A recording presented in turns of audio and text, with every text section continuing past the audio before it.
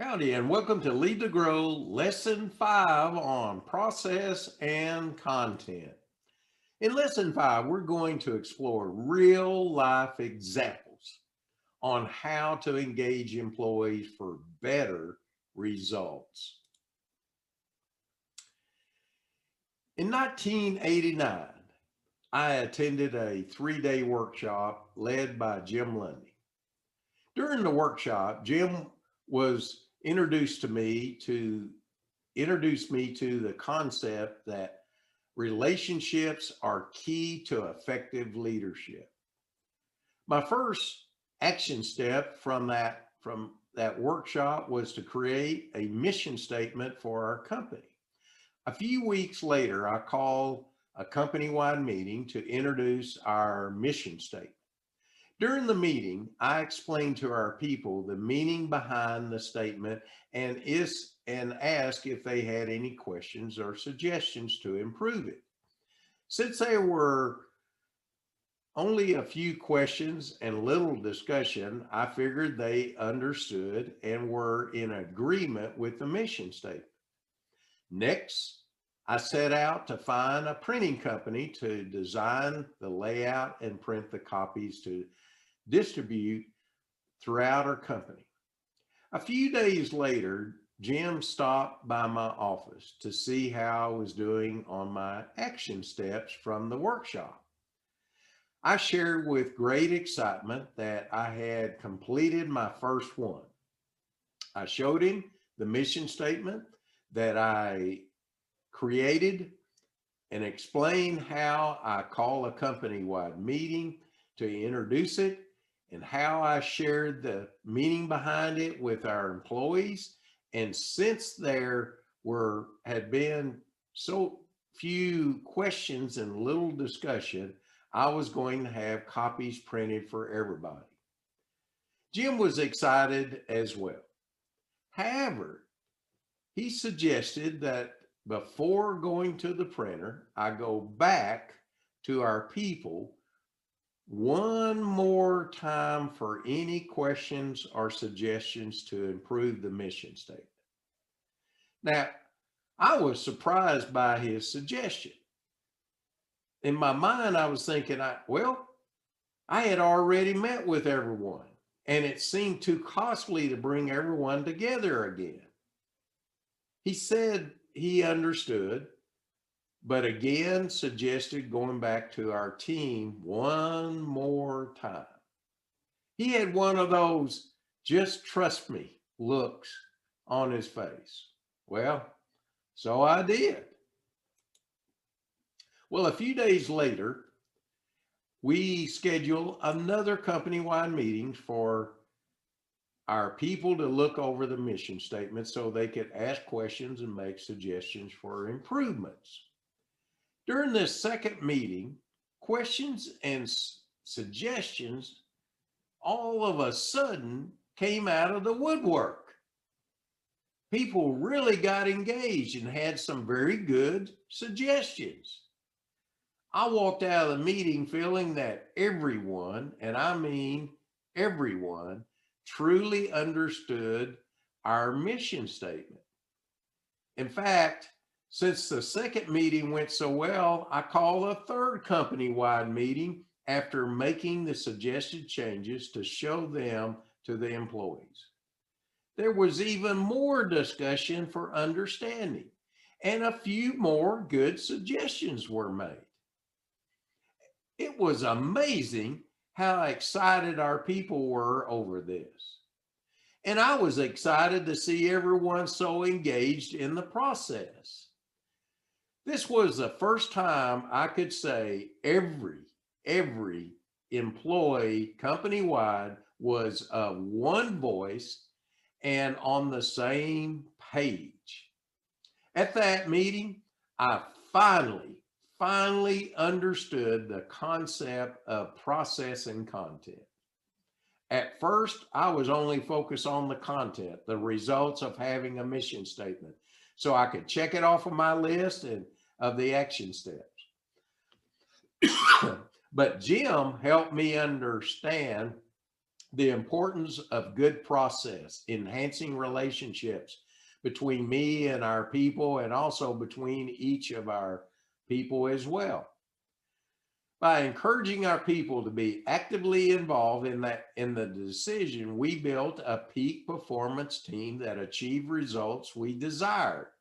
And if you want to build a team that moves forward together, forward your goals, understanding and implementing the concept of processing content is a great start. So, why do you think we tend to overestimate the value of content, the results we want to accomplish, and underestimate the value of the process, the relationships we need to enhance to build a team? Can you identify one way that you can tap the power of process with your team today? Years ago, several of our moving trucks began to show their age and required a large amount of maintenance. It was time to shop for replacement trucks. Instead of making an executive decision and inform the rest of the team after the fact, we pulled the drivers and crew members together to talk about buying new trucks. We asked them to do the research and spec out the new equipment, which they readily agreed to do.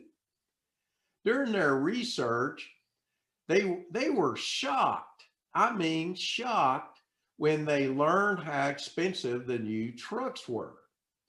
To my surprise, in an attempt to save money, they recommended that we leave out, if you can imagine this, leave out the radios. And this was before iPods and smartphones. And some other features they recommend leaving out as well. Since the drivers and crew members made those recommendations, their attitudes were very positive in spite of lacking features such as radios.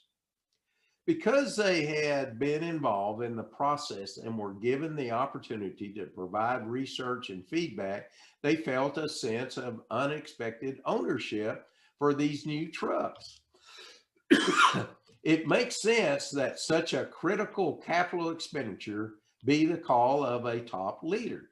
Yet our business grew. I saw how the participative leadership style deeply impacted the alignment and performance of our team. Ultimately, I had to make the final decision, but my decision making was informed by the research and recommendations of our team members. The end result was a good decision and a supportive and aligned the team. By the way, we put the radios in the trucks. So have you struggled to get your people to support your decisions? What might happen in your organization if you started to make decisions with the help of your team? Well, another example is that I enjoy learning about other leaders and observing what makes them successful.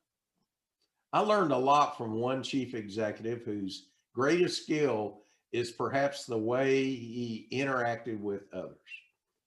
He achieved an incredible increase in corporate performance by changing the authoritative corporate culture to one best characterized as process-oriented teamwork.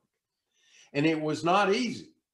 For 30 years, his organization had been run by the creative founder, a real genius, who made all of the decisions himself and then dictated operating instructions to his three submissive but frustrated lieutenants. After the founder moved on, this chief executive took over. He began to lead his team by seeking input from key employees before making major policy and strategy decisions. With this new approach, the company, which had grown 5 to 10% a year for 30 years, exploded with record-setting growth. During the next 4 years, he led the company to revenue increases of more than 400% and profits that rose over 1,800%. The following are lessons I learned from the chief executive, and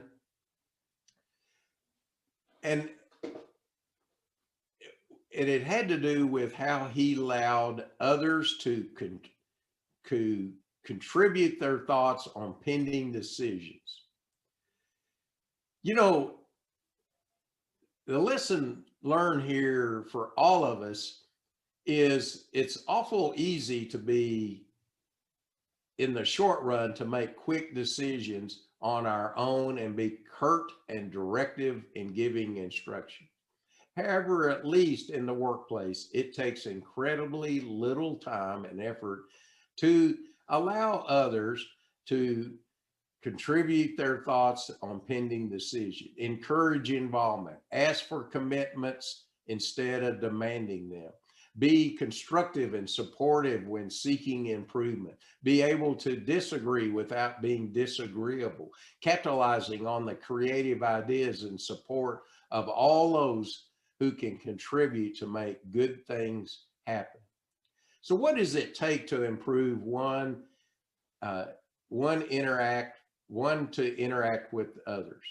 An understanding of people's desires and need, coupled with a small amount of investment of time and effort to tap the power of process, will yield wonderful long-term returns. I can confidently say from experience that the increase in morale and teamwork will lead to improved performance and results. So, are you failing as a leader?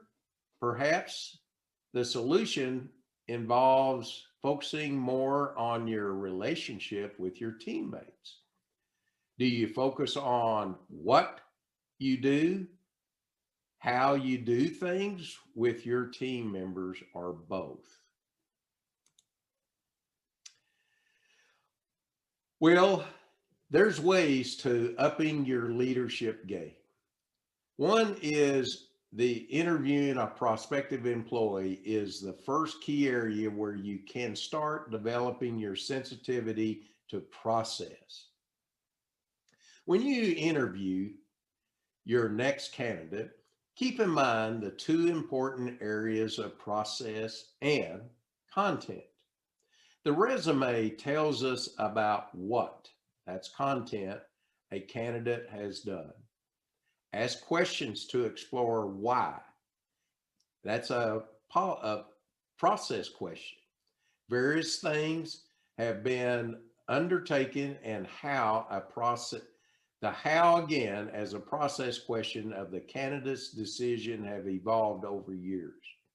In this way, you can more accurately predict how the candidate will act and interact with other employees.